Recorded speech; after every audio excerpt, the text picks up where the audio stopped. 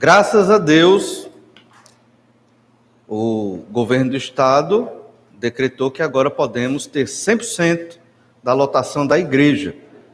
E assim como foi impedido antes, devido às questões sanitárias, agora estamos voltando à normalidade.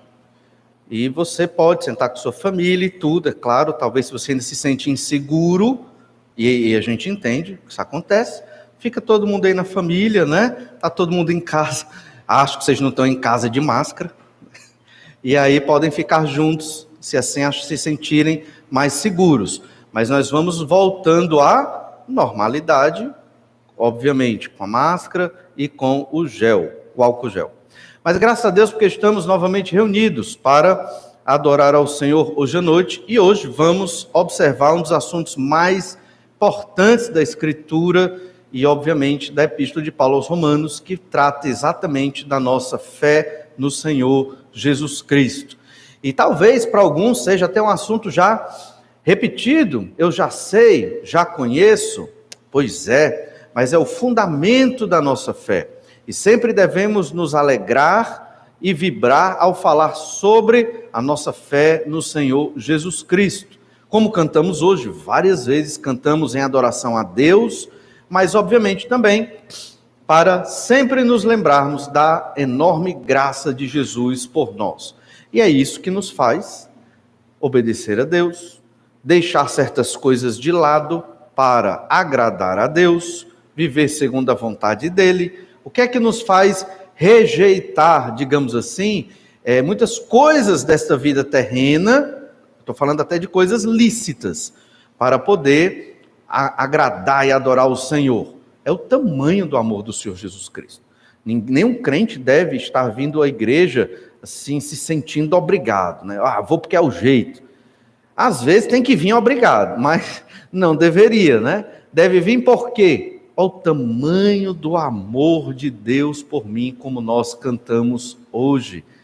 Pecadores perdidos, e o Senhor enviou o Senhor Jesus Cristo para morrer numa cruz pelos nossos pecados. Queremos hoje então observar a suficiência de Cristo na salvação, ou seja, somente pelo Senhor Jesus Cristo. É só Cristo que nos livra da condenação dos nossos pecados. Não existe outro caminho, outro recurso, outra forma, é só Jesus. Pastor, já sei disso, então posso agora desligar minha cabeça, né? E vou pensar noutra coisa. De forma nenhuma, pelo contrário. Lembre-se, nós somos crentes em Jesus pela graça de Deus, mas pecadores. Nossa mente tem que estar sempre reforçada do Evangelho do Senhor Jesus Cristo. O apóstolo Paulo, escrevendo essa carta aos crentes de Roma, ele faz questão de repetir várias vezes que nós somos justificados pela fé no Senhor Jesus Cristo. E o que é que isso significa? Eu não preciso viver culpado, eu não preciso sentir culpa. Você já sentiu culpa? Eu creio que sim. Alguns crentes ainda carregam culpa. A fé no Senhor Jesus Cristo nos livra do peso da culpa, e a culpa acaba conosco. A culpa gera ansiedades, depressões, tristezas e coisas muito piores. A culpa é terrível. Alguns crentes cometem certos pecados, pedem perdão, mas ainda se sentem culpados. Se pedir perdão, está culpado? Não, não está. Mas a culpa é tão poderosa que mesmo perdoado pelo Senhor Jesus Cristo, o crente ainda acha que ele está culpado. Não foi perdoado. Ele ainda sente algo ruim ali e muitas vezes ele quer ser maltratado para poder ter o perdão. O que não precisa. Era o caso de Martinho Lutero. Ele queria ter o perdão dos pecados dele, por isso ele se maltratava no frio muitas vezes, em disciplinas físicas, porque ele achava que ele merecia aquilo e fazendo aquilo, ele estaria se santificando e chegando mais perto de Deus. Mas não é isso que Deus quer. Isso é até um sinal de orgulho, né? A justificação pela fé no Senhor Jesus Cristo nos ensina que nós temos o perdão dos pecados porque Jesus foi sacrificado na cruz. Então eu não preciso sentir culpa. Eu não preciso me vitimizar, eu não preciso sofrer certas questões do meu pecado aqui na terra, basta eu confessar, arrependido e obedecer a Deus. E essa é a dinâmica da vida cristã. Nunca vamos estar livres do nosso pecado aqui na terra plenamente. Não podemos ser escravos do pecado. Pequei, arrependido, confesso o pecado, triste, me levanto, porque Deus nos ergue, continuo vivendo em obediência a Deus. E vou progredindo. É como uma escadinha, né? Parece que eu não subi, eu dei uma quedinha aqui, mas eu subi. Outra quedinha, vou subindo. E assim a gente vai crescendo no conhecimento de Deus. Cristo é suficiente para a nossa salvação. Você não precisa de mais nada, a não ser a fé no Senhor Jesus Cristo. Já sei disso, pastor, é verdade. Mas observe o que esse texto diz para nós. Vamos ler Romanos capítulo 10, do verso 5 até o verso 13. E diz assim, verso 5. Ora, Moisés escreveu que o homem que praticar a justiça decorrente da lei viverá por ela. Mas a justiça decorrente da fé, assim diz, não perguntes em teu coração, quem subirá ao céu? Isto era para trazer do alto a Cristo. Ou, quem descerá ao abismo? Isto é, para levantar Cristo dentre os mortos. Porém, que se diz? A palavra está perto de ti, na tua boca e no teu coração. Isto é, a palavra da fé que pregamos. Se com a tua boca confessares Jesus como Senhor, e em teu coração creres que Deus o restou dentre os mortos, serás salvo. Porque com o coração se crê para a justiça, e com a boca se confessa a respeito da salvação. Porquanto a Escritura diz, todo aquele que nele crê não será confundido, pois não há distinção entre judeu e grego, uma vez que o mesmo é o Senhor de todos, rico para com todos os que o invocam. Porque todo aquele que invocar o nome do Senhor será salvo. Cristo é suficiente na nossa salvação, e é o que Paulo está dizendo.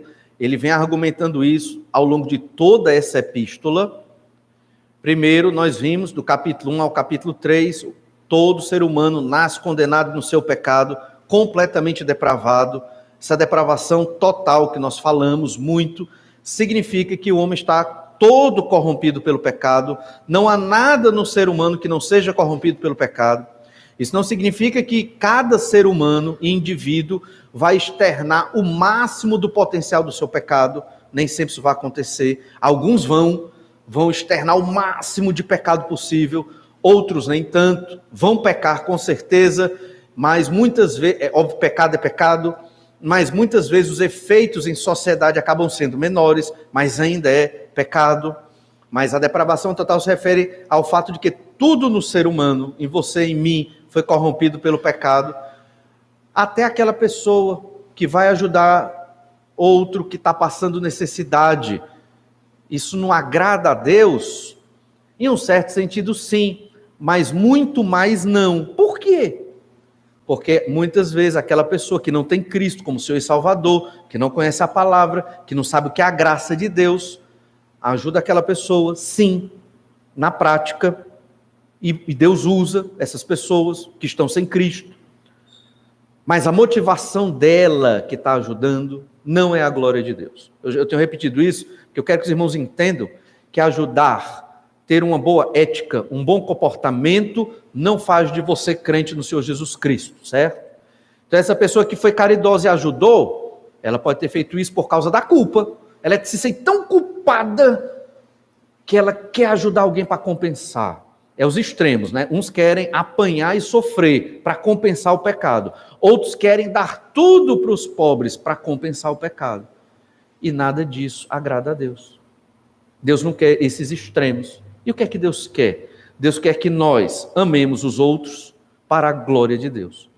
Amemos o inimigo. Se você tem um inimigo na sua vida, exceto Satanás, é claro, e te perturba e te atrapalha e fala mal de ti, esse é o alvo do seu amor. Você vai atrás dele. Vou amar esse inimigo. Vou trazer para perto de mim o inimigo. E ser favorável a ele. Porque foi o que Deus fez comigo. Eu outrora era inimigo de Deus. E Deus me trouxe para perto dele. Esse é o amor que Deus quer que tenhamos. Só tem esse amor quem é crente no Senhor Jesus Cristo. Então, a gente tem que entender essas questões, às vezes, muito difíceis de colocarmos na nossa mente.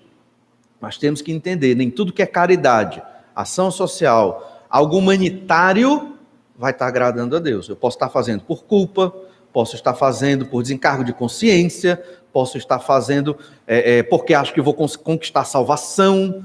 Alguns sistemas religiosos defendem isso, e nada disso é verdade. Por quê? A gente não vai extirpar ou acabar com os pobres do planeta. Nós não vamos conseguir resolver os problemas de todas as pessoas. Não temos essa capacidade, é impossível.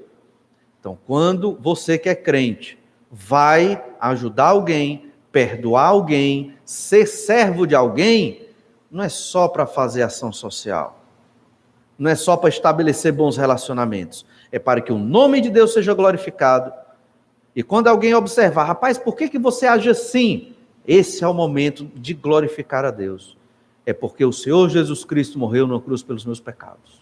Esse é o momento, esse é o ápice do testemunho. Às vezes a gente passa a vida toda esperando para dizer isso. E aí você vai dizer para essa pessoa, por que você perdoou esse seu inimigo que te fez tanto mal? Por que você é tão bom com essa pessoa que só te maltrata? Às vezes é o marido, às vezes é o esposo, a esposa. Aí você vai dizer o quê? Jesus Cristo morreu na cruz pelos meus pecados. Eu nada merecia e Ele me deu tudo. Por conta disso, eu quero também dar tudo que eu posso e que tenho para amar esta pessoa. Porque Jesus me amou. Porque eu quero que essa pessoa saiba que existe um Deus todo-poderoso, Criador do céu e da terra, e que não barganha conosco, mas que é favorável ao pecador arrependido nos seus pecados. E é isso que Paulo está dizendo nesse texto. Vamos perceber a suficiência de Cristo na salvação a partir aqui de 3 considerações. A primeira consideração é que a salvação é rejeitada por todos que seguem sua própria justiça.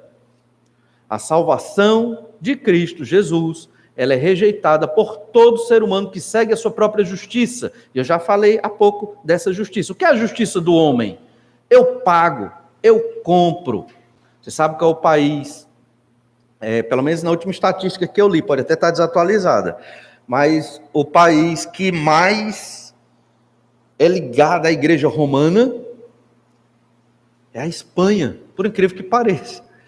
Porque a nobreza espanhola, homens ricos da Espanha, doam fortunas ao Vaticano. Por quê? Por quê? Porque eles querem a salvação. E só o Papa pode dar para eles. Só o Papa pode dar a salvação para eles. Então eles dão fortunas de dinheiro. É tipo um dízimo. Agrada a Deus? Não agrada. Mas você está trabalhando, ganha aqui o seu salário, crente em Jesus, e oferta ao Senhor. Se você oferta para a glória de Deus, agrada a Deus.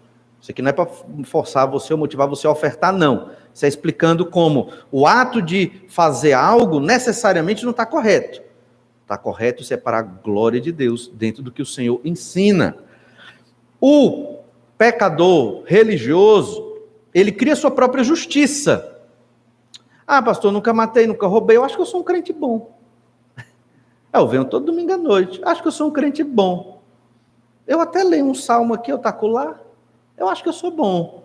Ah, pastor, eu sou bom, não sou um crente tão ruim, como o senhor diz lá. Isso é muito pessimismo do senhor, está sendo muito pessimista, né?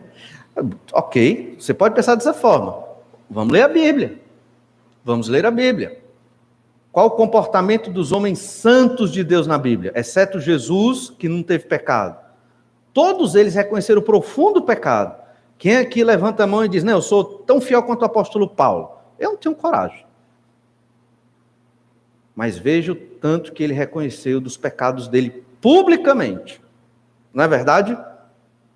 Então, irmãos, não somos tão bons quanto parecemos, e muitos que não são crentes criam uma justiça própria, para se auto-justificar, para dizer para si mesmo, eu sou bom, eu não sou tão ruim, acho que eu não vou para o inferno, não. Não, acho que eu ajudo as pessoas, nunca matei, nunca roubei, né? dito. E Paulo vai falar exatamente isso, Romanos 10, verso 5. Ora, Moisés escreveu que o homem que praticar a justiça decorrente da lei viverá por ela. Aí muitos acham que esse versículo diz, então se eu vivo pela lei de Moisés, o que é a lei de Moisés, 613 preceitos no Antigo Testamento, do livro de Êxodo até o livro de Deuteronômio, são regras, são leis dadas por Deus, espirituais, que Deus deu para reger a nação de Israel naquela época. E aí aqui, lembra, a gente está no Antigo Testamento, vindo para o Novo Testamento, então muitos dos judeus ainda têm isso na cabeça, tem que guardar a lei de Moisés, cada detalhe, cada preceito, circuncisão, o sábado e uma série de situações. Era muito difícil para o judeu deixar a observância da lei. O judeu que eu estou falando é o judeu que dizia que cria em Jesus. Ele era muito apegado a esta lei. Às vezes nós viemos de um contexto espiritualista, contexto católico romano, contexto de outro tipo de religião, e a gente ainda é muito apegado às coisas da outra religião, passa anos para desapegar, e desapega, claro, mas lendo muita Bíblia, orando, investigando, porque às vezes fica resquício, né, da velha religião. E então Moisés, na verdade, está dizendo aqui que se você vive pela justiça da lei de Moisés, você será julgado pela justiça da lei de Moisés. Ou seja, você pode ser salvo pela lei de Moisés? Pode. Se você cumprir os 613 preceitos, todos os segundos da sua vida, sem quebrar nenhum, nem no pensamento, nem na atitude, nem no coração. Tem quem faça isso? Não tem. Ou seja, ninguém cumpre a lei de Moisés para salvação. É impossível. Então, a lei de Moisés tem uma função: mostrar ao povo de Israel que eles não tinham condição de, obedecendo a lei, serem salvos pelas obras deles, pela religião, pela obediência a Deus, eles não poderiam ser salvos. Era necessário um sacrifício, era necessário um substituto, era necessário uma pessoa perfeitamente pura e santa, e que fosse Deus também, para poder morrer no lugar dos pecadores, para salvar os pecadores da condenação que Deus determinou por conta do pecado que entrou no mundo em Adão e Eva, certo? Então, Moisés está dizendo, o homem que praticar a justiça decorrente da lei viverá por ela, será julgado por ela. Paulo, mais uma vez, está citando um texto do Antigo Testamento, ele está citando Levítico, capítulo 18, verso 5, que diz o seguinte, Levítico 18, 5. Portanto, os meus estatutos e os meus juízos guardareis, cumprindo-os, o homem viverá por eles. Eu sou o Senhor. Quando Deus diz, eu sou o Senhor, e na sua Bíblia deve ter Senhor com letra maiúscula, é o nome de Deus, a gente chama de tetragrama, porque são 4 letras hebraicas que refletem, que são o nome de Deus, o nome pessoal de Deus, que o judeu israelita não falava com medo, porque o nome de Deus, numa tradução simples para a nossa língua, é eu sou. Então Jesus 7 vezes, lá no Evangelho de João, fala eu sou. Quando a gente lê, a gente nem nota essas coisas às vezes, mas o judeu que ouvia Jesus dizer, eu sou, ele estava ouvindo Jesus dizer, eu sou o Deus do Antigo Testamento. Ou seja, eles pegavam em pedra para matar Jesus quando Jesus falava isso. Mas Jesus ele não estava mentindo. Então aqui em Levítico 18:5, Deus assina no final, é a assinatura de Deus, quando Deus diz, eu sou o Senhor. Deus está assinando e dizendo, esse mandamento eu estou dando, obedeçam. Eu, Deus, dei esta lei. E qual é a lei? Portanto, os meus estatutos e os meus juízos guardareis, cumprindo-os, o homem viverá por eles.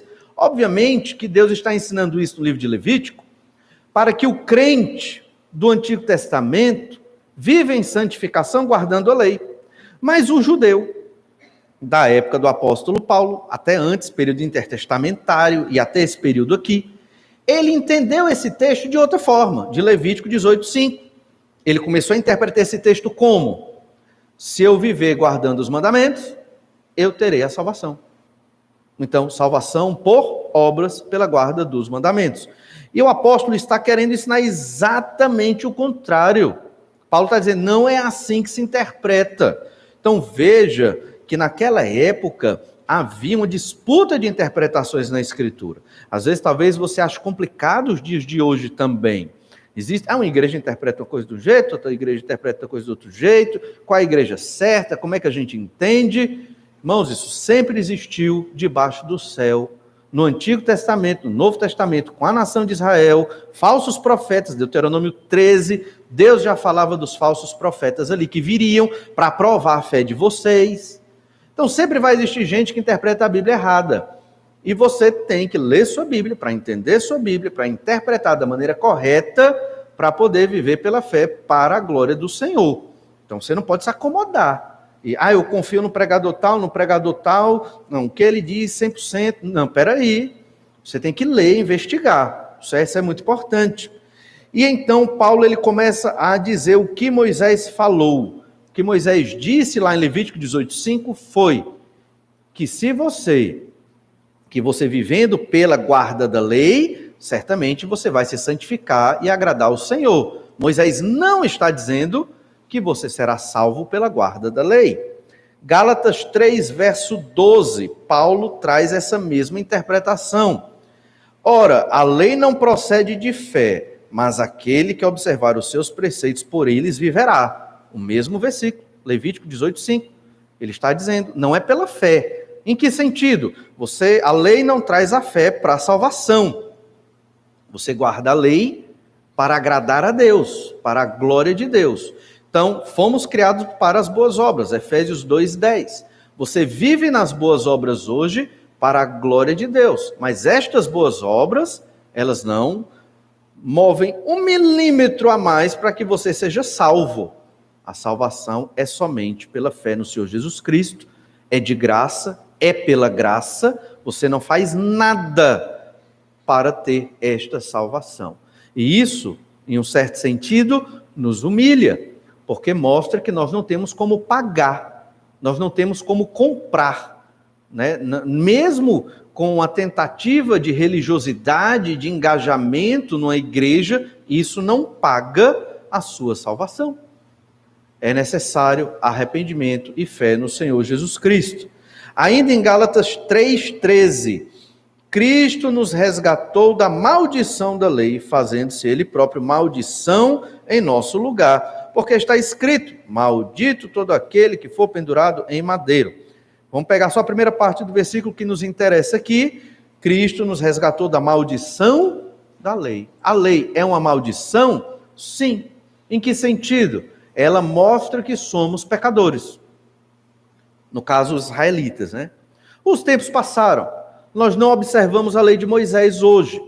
Os princípios da lei de Moisés estão no Novo Testamento. Jesus reduziu a lei em 2 grandes mandamentos, simplificando aqui, é o amar a Deus com toda força, alma e entendimento, e amar ao próximo, como a si mesmo. E vários dos princípios da lei estão no Novo Testamento para que a igreja viva em obediência ao Senhor nosso Deus. Não é verdade? Mesmo que hoje nós não obedeçamos a lei de Moisés, existe uma lei. Gálatas fala da lei de Cristo, a lei do amor. Eu estou devendo amor a todos vocês e vocês devem amor a mim. Nunca se paga o amor. Existe uma lei de amar a Deus e uma lei de amar uns aos outros. E existe uma exigência, uma cobrança, obviamente, da vontade do Senhor para que nós andemos em retidão e andemos em justiça. Quando o crente deixa-se escravizar nos seus pecados, e isso acontece, o crente enfraquece, fica escravo do pecado, retrocede. Aí sabe o que acontece? Ele começa a se culpar. Ele começa a não mais compreender a graça e o favor de Deus na sua vida. Ele começa a se punir, ou a se vitimizar. Eu não consigo, eu não posso, eu acho que eu nem sou crente, o que é que está acontecendo comigo? Entende? E aí ele deixou a posição de batalha, soldado de Cristo, e vai para o hospital, vai para a enfermaria, vai ter que se tratar, buscar a Deus, buscar o arrependimento, buscar o perdão para se reerguer. Quando nós não compreendemos essas verdades de que a culpa foi levada por Jesus na cruz, os crentes eles começam a se maltratar, martirizar no sentido negativo da palavra e colocar culpa sobre si. Eu não sou um bom marido, eu não sou uma boa esposa, eu não sou um bom filho, eu não sou um bom pai, eu não vou mais para a igreja porque a igreja só tem santo, eu não sou digno da igreja, eu não vou nem ler a Bíblia porque eu não sou digno de ler a Bíblia, eu não vou orar a Deus porque Deus não vai me ouvir, quem sou eu para Deus me ouvir? É uma falsa espiritualidade. Isso é pecado, isso é orgulho, soberba e vitimização, fruto de não entender o sacrifício de Cristo, justificação pela fé. O Senhor Jesus tirou de sobre nós o peso do pecado para vivermos em santidade e para servirmos a Deus. Nós estamos aqui, o propósito da nossa vida é a glória de Deus. O propósito da sua vida não é fazer o que você quer. Talvez você ache que seja, mas não é. É a glória de Deus. E se você vive ocupando a maior parte da sua vida nas suas coisas, nos seus assuntos, então você está fora do propósito de Deus, que é a glória de Deus na sua vida. Você glorifica a Deus no trabalho, glorifica a Deus na família, glorifica a Deus na sociedade, mas você tem que estar focado nisso. É a glória do Senhor. Paulo então está dizendo exatamente isso. E ele completa, a gente leu na semana passada, Romanos 10, 3.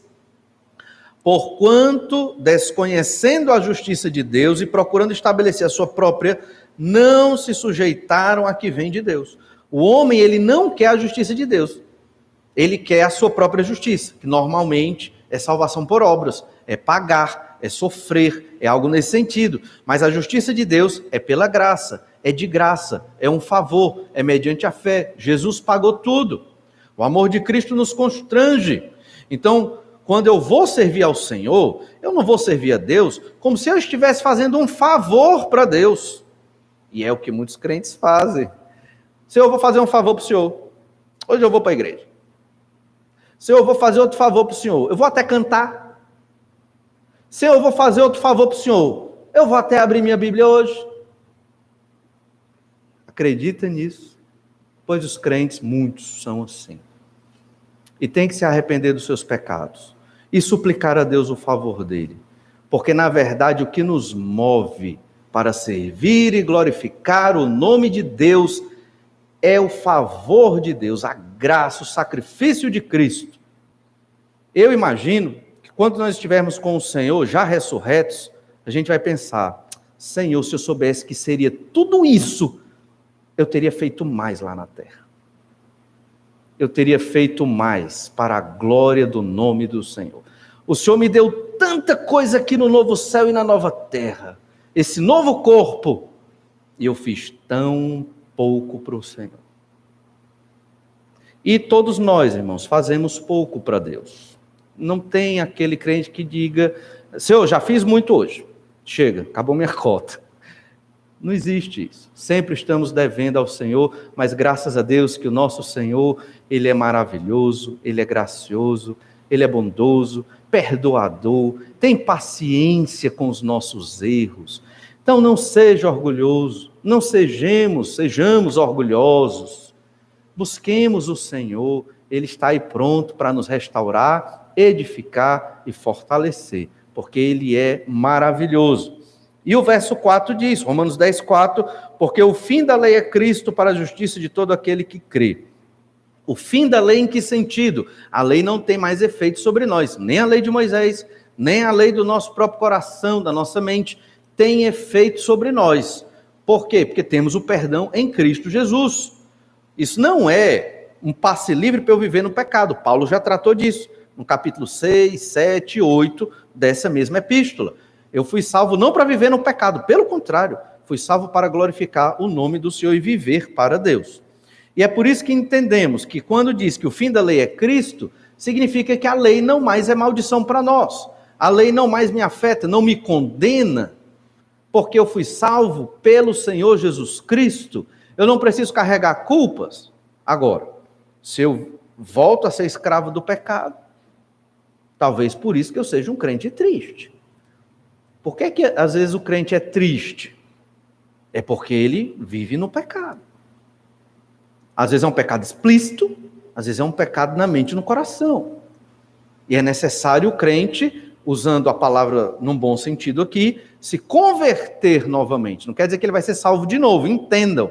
É se converter no sentido de deixar o pecado e viver para a glória de Deus. Ele já é crente, mas ele às vezes se escraviza no pecado de novo, acreditando que só seguir os ritos da igreja eu estou bem. Não está.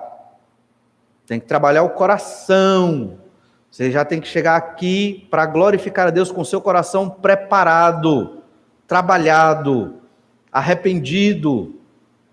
Porque não adianta só sentar nas cadeiras. Não adianta. A igreja de Jesus, ela foi comprada pelo sangue de Jesus para impactar a sociedade. Não é fazendo obra de caridade, mas é impactar a sociedade com a justiça de Deus, o amor de Deus, a fé em Cristo. Ah, pastor, mas eu tenho tanto problema. Todo mundo tem. Eu tenho, você tem, todo mundo aqui cheio de problemas. Se a gente for contar, todo mundo chora. Não estou querendo ser insensível, certo? Só estou querendo abrir a sua mente para que você entenda que se você esperar resolver os seus problemas para glorificar a Deus, você vai passar a vida marcando passo. E quando a gente glorifica a Deus, o milagre que Deus faz, sabe qual é? O Senhor cuida das nossas dificuldades. Porque você parou de pensar em você, está pensando na glória de Deus. A salvação é rejeitada por todos que seguem sua própria justiça. Seguir a própria justiça é querer salvação por obras, justificação por ser religioso e coisas assim. Um segundo aspecto desse texto é que a salvação está acessível a todos os que ouvem a pregação. A salvação é para todos. A igreja é para pregar essa salvação para todo tipo de pessoa. Às vezes a gente pode até... esse aqui não dá para pregar não, está perdido demais. Não pode, né? A igreja é para pregar para aquele que você acha que é o mais perdido, se é que isso existe, porque todo perdido é perdido, a gente tem que pregar para ele. Essa salvação, irmãos, é acessível, tem que ser a todos. E é o que Paulo diz, Romanos 10, verso 6. Mas a justiça decorrente da fé, assim diz. Parêntese aqui, na verdade, uma explicação. Ele fala de uma justiça dos homens e de uma justiça decorrente da fé, que é a justiça de Deus. Justiça dos homens é o homem que quer pagar. Ele é orgulhoso, ele quer pagar pela sua salvação. Ou com atos de religiosidade, ou maltratando a si mesmo. A justiça decorrente da fé é diferente. Como é? Aí Paulo está explicando. Como é a justiça decorrente da fé? Não perguntes em teu coração, quem subirá ao céu? Isto é, para trazer do alto a Cristo? Ou, quem descerá ao abismo? Isto é, para levantar Cristo dentre os mortos? E aqui, esses dois versículos, eles são citação de um texto do Antigo Testamento, que é Deuteronômio capítulo 30, do verso 11 ao verso 14. E a gente vai ler. E esse texto de Deuteronômio 30, do 11 a 14, mais uma vez, importante você entender isso. O apóstolo está trazendo uma base bíblica para fundamentar o argumento dele sobre a justificação pela fé, sobre o fato de que a salvação é somente no Senhor Jesus Cristo e que esta salvação, que é o tópico, o segundo tópico que estamos falando agora, que esta salvação ela está acessível a todos. Lá em Deuteronômio 30, verso 11, nós lemos assim: porque este mandamento que hoje te ordeno não é demasiado difícil, nem está longe de ti. Isso é Deus dizendo para o povo. Esse mandamento não é difícil. Também não é uma coisa incompreensível, não está longe de você. Verso 12. Não está nos céus para dizeres, quem subirá por nós aos céus, que nulo traga e nulo faça ouvir, para que o cumpramos? Nem está além do mar, para dizeres, quem passará por nós além do mar, que nulo traga e nulo faça ouvir, para que o cumpramos? Pois esta palavra está muito perto de ti, na tua boca e no teu coração, para a cumprires. E a gente vai ver que no verso 10, na verdade, no verso 10, ele retoma o verso 14 de Deuteronômio 30. Verso 10 de Romanos 10 vai pegar o final desse texto aqui, de Deuteronômio 30, 14. Mas aqui Deus está dizendo para Israel o quê? Os mandamentos estão perto de vocês. A palavra de Deus está perto de vocês. Ela não está no céu, de modo que eu tenho que ir lá no céu pegar. Ela está acessível. E naquela época, não tinha internet, não tinha livro nesse formato, né? Eles não tinham a palavra, eles tinham pequenos versículos escritos em pedaços de papel, guardados em caixinhas de couro, amarradas no pulso, na testa. Diziam trabalhar, aí eles tiravam o versículo, liam um pedaço aqui, faziam uma oração, continuava trabalhando. Eles não tinham uma Bíblia assim como nós temos, no celular e tudo, eles não tinham isso. Mas Deus está dizendo, essa palavra está fácil. Imagine hoje, né? E diz, ela não está além-mar. E aqui é bom explicar essa questão do além-mar. Às vezes tem uns hinos nossos, além do rio, né? Então você não entende, às vezes, o que é esse além do rio? Isso é uma metáfora que vem dos gregos, que passar o rio significa morrer. Entende? Ou estar no mar é sofrer a calamidade, um grande problema. Então, quando você ouvir poeticamente, num cântico, num hino, normalmente, ou até em salmos, a água chega até a garganta. Isso é uma metáfora para os problemas estão demais. E aqui essa é a mesma ideia. Não está além mar. Não está tão longe a palavra de Deus que você vai arriscar sua vida para conseguir ouvir essa palavra. Deus está falando da palavra de Deus. E Deus está falando mais uma vez aqui sobre santificação, sim. Mas quem é o verbo? Quem é a revelação de Deus em ação? É o próprio Senhor Jesus Cristo. Então, Paulo cita esse texto para mostrar que assim como a lei, embora não trouxesse a salvação, mas a lei de Moisés, essa palavra aqui, ela apontava para a salvação. Ela dizia, guarda esses mandamentos nos salva, mas observe a Páscoa. A Páscoa ali, ela aponta para o Cordeiro Pascal, o Messias. Então você tem que observar, e a festa da Páscoa está na lei também. Então tinham muitos aspectos da lei que apontavam para uma salvação pela fé, obviamente. Mas a lei guardar a lei só por guardar, não salvava ninguém, não era por obras. E então é o que Paulo está dizendo no verso 6. A justiça decorrente da fé assim diz, não perguntes em teu coração, quem subirá ao céu? Isto é, para trazer do alto a Cristo. Será que Jesus, ele está tão inacessível hoje, que alguém tem que ir lá no céu, Senhor, volta aqui, porque a gente precisa de ti para nos salvar? Claro que não. Da mesma forma no verso 7, quem descerá ao abismo? Isto é, para levantar Cristo dentre os mortos. Será que Jesus está tão longe de nós, num abismo tão profundo, que é necessário alguém ir lá? Senhor Jesus, vem aqui para nos salvar? O que Paulo quer dizer? Jesus está acessível a todos. O Senhor Jesus Cristo, ele é pregado e ensinado através da igreja, que é o corpo de Cristo. Jesus, ele tem que ser apresentado a todos, ele é acessível. Esta salvação, ela tem que ser e é acessível a todo mundo que ouve a pregação. E o ministério da igreja é esse, é mostrar aos pecadores perdidos que essa salvação está aí, acessível a você. Paga o quanto por ela? Nada. Não. E você prega o evangelho para as pessoas, elas não acreditam. Elas acham que tem que pagar alguma coisa, tem que fazer um grande sacrifício. Não, o sacrifício já foi feito. Jesus na cruz. E às vezes é difícil, né? A pessoa muitas vezes não aceita ou não entende esse amor de Deus, um amor desinteressado. Que amor, que grande amor. Deus chamou você para a salvação sem querer nada em troca, absolutamente nada. Da mesma forma, a igreja não quer nada em troca para pregar esta salvação aos perdidos, porque estão perdidos, estão no inferno. E lembra que nós observamos do versículo 1 ao versículo 4, que nós temos que ter esse amor pelas almas perdidas. Outrora nós éramos almas perdidas, e o Senhor nos livrou. E eu sei que às vezes uma angústia que passa pelos nossos corações, quando meditamos nesta salvação acessível, é que você está andando aqui no centro da cidade e você pode olhar e ver uma multidão de pessoas condenadas. E você pensa, meu Deus, eu tenho o tesouro aqui na minha mão. Eu tenho a chave para abrir o reino de Deus para essas pessoas. Como eu vou falar para todo mundo?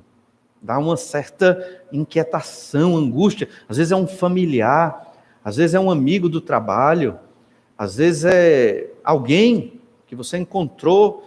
Tem pessoas que a gente se apega, não são crentes, e nós gostamos tanto delas. Já passou isso com você? Você ama tanto aquela pessoa que, se pudesse, você queria abrir a cabeça dela e botar o evangelho dentro. E nós sofremos com aqueles que nós amamos que não creram em Jesus. Aquela pessoa não tem como ser feliz sem o Senhor Jesus Cristo. E por fim, ela ainda será condenada ao inferno porque ela escolheu o próprio pecado dela. E nós temos que orar ao Senhor para administrar isso, que eu sei que é difícil, porque a gente às vezes quer pregar para todo mundo. Mas é impossível, a gente não consegue. Então, ore a Deus e foque. Foque em poucas pessoas. É melhor servir a Deus com objetividade, pregando para alguns, do que não pregando para ninguém. Não é verdade? Paulo estava explicando isso aqui, ele estava explicando não para não crentes. Ele estava pregando o evangelho para os crentes. Ele escreveu isso para uma igreja, entende? Ele escreveu isso para uma igreja. Primeiro por quê? Porque a igreja tem que aprender a pregar o evangelho. E pregar o evangelho é exatamente isso. Falar do amor de Deus, da gravidade do pecado, a necessidade do arrependimento e da conversão, porque Jesus morreu na cruz pelos nossos pecados, e falar da ressurreição, como temos aprendido pela manhã, falar da ressurreição, estado de glorificação em que nós viveremos por toda a eternidade. E então o apóstolo, em Romanos capítulo 10, verso 11, 10, verso 8, ele diz: porém que se diz, a palavra está perto de ti, na tua boca, no teu coração, isto é, a palavra da fé que pregamos, ela está perto de você. Pregar Jesus está em você. Então, você não tem por que não falar desta palavra e do amor de Deus para aqueles que estão perdidos. Está na sua boca, está no seu coração. Essa é a palavra da fé, é a mensagem do evangelho. Jesus não está tão longe assim, no céu ou no abismo, de modo que nós não venhamos a pregar sobre ele. E é isso que o apóstolo quer dizer. Não é a nossa justiça que salva, não é a justiça das obras humanas, religião pela religião. É a justiça em Cristo Jesus. E ele está perto. Esta palavra, este evangelho, está perto de nós. Nossa boca. E nós temos que proclamar esta mensagem. Muitas estratégias você pode usar para pregar o evangelho. Chame um perdido para fazer uma refeição com você. Pregue o evangelho. Visite alguém. Pregue o evangelho. Outra época, antes da pandemia, tinha um grupo de irmãos que iam nos hospitais trazer alento e conforto e pregavam o evangelho. Muitas possibilidades, muitas. Você não precisa dar uma aula para a pessoa. Fale do amor de Deus, da graça de Deus por você. E se ela quiser um estudo bíblico, aí você vai lá e vai apresentar a mensagem do evangelho para aquela pessoa que está perdida. Se ela não quiser, a gente fica triste, claro. Vamos para outra pessoa. Somos discípulos de Jesus e é isso que nós devemos fazer. A igreja, ela vai crescendo, ela vai amadurecendo. E às vezes a igreja, ela quer coisas que tiram foco. E a gente tem que ter sempre em mente o foco da igreja. Glória de Deus, proclamação do evangelho. Se a igreja se torna muito grande, festiva, alegre, passeios, viagens, retiros, estou dizendo que isso é errado. Mas a gente faz tudo isso, todo mundo se abraçando, comunhão maravilhosa. Mas estamos pregando o evangelho? Estamos tirando tempo da nossa semana, investindo no reino de Deus? Ah, eu não sei. Sabe. Todo mundo aqui sabe pregar o evangelho. Não tenho nem dúvida. Todo mundo aqui consegue falar do amor do Senhor Jesus Cristo. Todo mundo aqui. Tenho certeza. Até os que não são crentes, que estão aqui, que vêm para a igreja, sabem. Não tenho dúvida disso. Temos que proclamar o evangelho do Senhor Jesus Cristo. Olha Romanos 10, verso 11. Pulei aqui um pouquinho. Porquanto a Escritura diz, todo aquele que nele crê não será confundido. E aqui, esse texto é uma citação de Isaías 28:16, e Paulo diz lá em Isaías 28:16, portanto assim diz o Senhor Deus, eis que eu assentei em Sião uma pedra, pedra já provada, pedra preciosa, angular, solidamente assentada. O Senhor está falando do Senhor Jesus Cristo. Aquele que crer não foge. Essa palavra, essa expressão no hebraico, não foge, é a mesma expressão não será confundido, de Romanos 10, 11. Aquele que crê, vamos ler de novo Romanos 10, 11. Porquanto a Escritura diz, todo aquele que nele crê não foge. Poderia ser traduzido assim. O crente não foge, ele persevera até o final da sua vida, crente no Senhor Jesus Cristo, porque foi salvo pelo sangue do Cordeiro.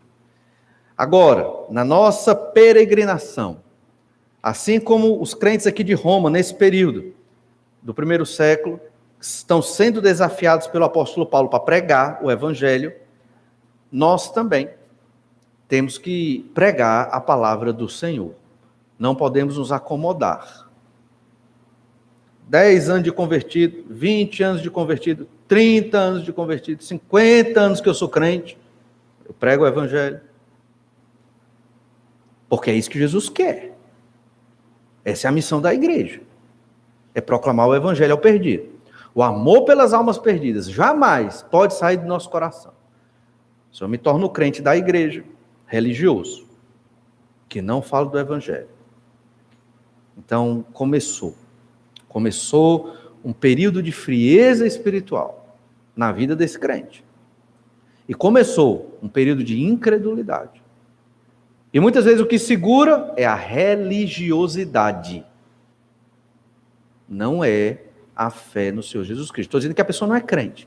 Estou dizendo que é o que acontece. É o que acontece. Nós temos que sempre viver aquele primeiro amor que Jesus falou para a igreja de Éfeso, lá na carta em Apocalipse capítulo 2.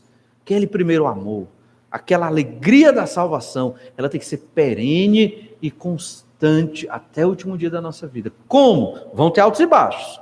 Mas como? Contemplando o favor e a graça de Deus, como cantamos hoje. Irmãos, o crente em Jesus nunca se cansa de falar do sacrifício de Cristo. Ele nunca fica um assunto batido falar do amor de Deus para conosco. Nunca. Nós sempre vamos vibrar com o Senhor Jesus. Ele é o nosso mestre, o nosso Senhor, é um modelo para nós. É o Senhor de todas as coisas, é o nosso guia, é o caminho, é a rocha. Não tem como você olhar para outro canto. Então, se você está meio confuso, tem que olhar para Jesus Cristo. Se você olhar para as pessoas, para a religião, para os líderes, vai esfriar. Incredulidade. Todo crente permanece firme e cheio de alegria de Deus na salvação quando olha para Jesus Cristo. Estou aqui por Jesus Cristo. Cantei esses hinos por Jesus Cristo. Não é por ninguém aqui, não. Essa é a lógica, essa é a palavra. Salvação está acessível àqueles que ouvem a pregação. A consequência lógica, que a gente não vai falar hoje, é o verso 14 e 15, que a gente vai deixar para outro domingo. Tem que ter quem pregue. E nós somos esses que temos que pregar. Essa salvação está acessível. O que é necessário? Arrependa-se do pecado, creia no Senhor Jesus Cristo. E último aspecto, a salvação se consuma com a confissão do senhorio de Cristo. Esta salvação é necessário para que ela aconteça, a confissão Confessar o quê? Que eu estou arrependido dos meus pecados e que realmente eu creio que Jesus é o meu Senhor. Romanos 10, 9 e 10, que é um dos textos mais conhecidos da Epístola de Paulo aos Romanos. Se com a tua boca confessares Jesus como Senhor, e em teu coração creres que Deus o ressuscitou dentre os mortos, serás salvo. Pronto. Essa é a mensagem. Porque com o coração se crê para a justiça e com a boca se confessa a respeito da salvação. Antes de ver o verso 10, observe que o verso 9 não diz: se com a tua boca confessares Jesus como seu Salvador. Percebe? Um detalhe muito importante. Você confessa ele como seu Senhor. É o meu Senhor. Se ele é meu Senhor e eu sou escravo de Jesus, como eu posso dizer não para Jesus? Não é verdade? Como eu posso dizer não? Como eu posso dizer para Jesus: Senhor, estou cansado, hoje eu não vou ler a palavra. Como eu posso? Eu não posso. E é aí que a sua fé aumenta. Você que crê em Jesus, crente, quanto mais obedece Jesus, mais fé você tem. Nas coisas pequenas, até chegar nas coisas grandes. Se nas coisas ínfimas, você não obedece ao Senhor Jesus. E a gente não tem que ficar obrigando os crentes a fazerem as coisas, certo? Não tem. Crente tem que procurar ler sua Bíblia. Jesus morreu na cruz por você. Você tem tempo para tudo. Não lê a Bíblia. É um negócio incompreensível. Não dá para entender, né? O tamanho do amor de Deus. Da mesma forma, pregar o Evangelho, discipular um perdido. Nós não cobramos nenhum crente a fazer o seu trabalho. O amor do Senhor por você vai lhe constranger a arranjar tempo, energia e vida para servir o Senhor Jesus Cristo. Porque se o amor de Jesus não faz isso, quem sou eu para fazer? Não é verdade? Então, um dia que você disser assim: ah, pastor, não tem professor lá para o departamento infantil. Não tem. Mas, pastor, você tem que fazer alguma coisa. Estou pregando a Bíblia. É o que eu estou fazendo. É Deus que move o coração dos irmãos e irmãs para ir lá ter o ministério de ensinar as crianças. Se ninguém ensinar as crianças, não vai ter departamento infantil. Se ninguém cuidar dos jovens, os jovens vão ter que se virar. Porque é a igreja que serve ao Senhor Jesus Cristo. Entendem isso? Né? Não é a empresa que oferece o serviço. Entende? É cada crente que glorifica a Deus com a sua vida no ministério desta igreja. Se você for para outra igreja, no ministério da outra igreja. E é assim que tem que ser, porque é assim que diz a Bíblia. Mesmo a modernidade, a sociedade dizendo o contrário, nós vamos continuar enfrentando a incredulidade, a apatia da religiosidade aí ao nosso redor. E vamos buscar ser como Jesus quer que sejamos. Porque somos bons? Não, porque não somos. Somos melhores? Também não somos. Mas porque o Senhor Jesus Cristo morreu na cruz pelos nossos pecados. Somos a igreja do Senhor Jesus Cristo. O Espírito Santo de Deus está em nós. Temos tudo. É só querer. E então, o apóstolo Paulo diz que eu com a boca confesso Jesus como Senhor. Uma característica do crente é porque ele não vê Jesus somente como seu Salvador. Ele vê primeiro como meu Senhor. E se ele é meu Senhor, a minha agenda é plenamente aberta para ele. Minhas programações, primeiro, são para Jesus. A igreja é o corpo de Jesus. É o corpo de Cristo. Entende? Então, depois eu tenho, sobrou tempo, dá para as outras coisas. Pastor, discordo do senhor. Pois é. Aí você se resolve com Deus. Né? Se o Senhor Jesus é seu Deus, converse com ele, entende? Converse com ele, porque eu sou o pregador. E em teu coração creres que Deus o ressuscitou dentre os mortos. Aí vem algo do coração, percebe? ressurreição. Novamente, eu tenho que crer que Jesus ressuscitou. Porque se eu crer que Jesus ressuscitou, pressupõe que ele morreu também. E que eu vou morrer para o pecado e ressuscitar. Então, eu espero a vida eterna com Deus. Esse é o meu presente. Essa é a minha salvação. E hoje, investir no reino de Deus. Vamos investir no reino de Deus. É o ministério da igreja. É o trabalho da igreja. E então, no final, ele diz, será salvo. É necessário confessar com a boca. Então, o crente não pode ter, como diz a turma, né? O crente agente secreto. É aquele que é crente e não fala para ninguém que é crente. Não pode. Tem que confessar, tem que falar que você creu no Senhor Jesus Cristo. E, obviamente, crer na morte e ressurreição. E o verso 10, ele está novamente fazendo referência a Deuteronômio 30, verso 14. Em Deuteronômio 30, 14, lemos assim, pois esta palavra está muito perto de ti, na tua boca e no teu coração. Aí Romanos 10, 10, porque com o coração se crê para justiça, falando da justificação pela fé, e com a boca confessa a respeito da salvação. Então, tem o elemento coração, que se refere à razão. Coração não é só emoção. Coração, aqui na Bíblia, é a razão, é a mente. Com a minha mente, eu entendo o sacrifício de Jesus, entendo que foi a coisa mais maravilhosa na minha vida, e eu falo isso e testemunho com a minha boca.